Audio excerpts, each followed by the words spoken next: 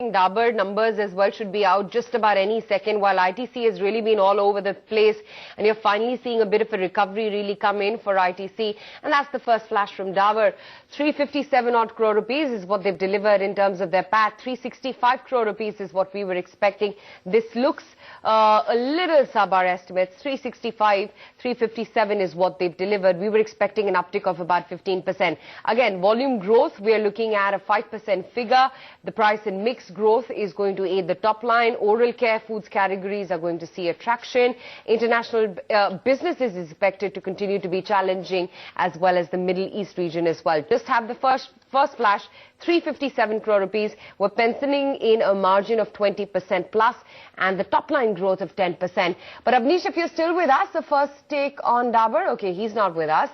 Who's online that we can go across to? No one's there. Okay, we will get Mubina back and try and analyze those numbers.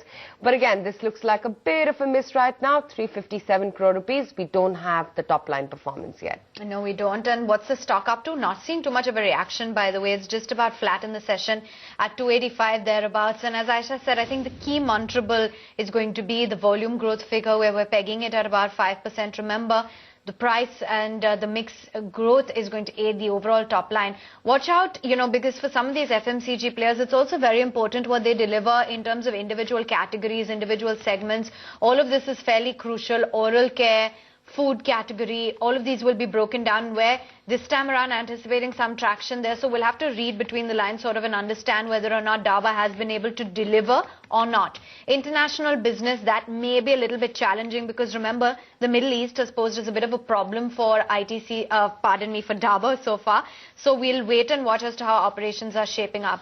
1975 by way of the consolidated sales figure, and nope, that is not going to please the street. Our expectations were way higher. We were penciling in a number of about 2150 crore rupees. So in terms of the ET Now poll, the Dabur numbers don't stack up as a great set so far, at least the top line number.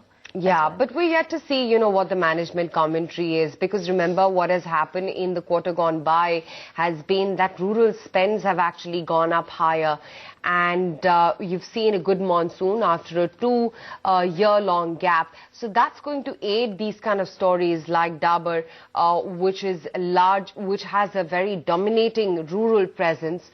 So let's see what the management commentary is. I think we have an expert as well with us, Ashish Kayal. Ashish, I'm not sure how closely you track FMCG, but would you have a take on Dabur as well as ITC's performance? I would suggest that Dabur and ITC, both from the FMCG space, ITC has been underperforming for quite some time. On the other hand, Dabur has managed to show some kind of a recovery from lower levels. So Dabur looked to be a preferred stock over ITC, and if you do a ratio analysis of ITC over Dabur, it definitely Dabur stands out very, very clearly. In ITC, even in yesterday's session, we saw some subdued movement, and this chart formed the top near around 265, and from there ITC has continued to move lower, so which is actually not a very, very promising sign. Over today, we are going to observe the close.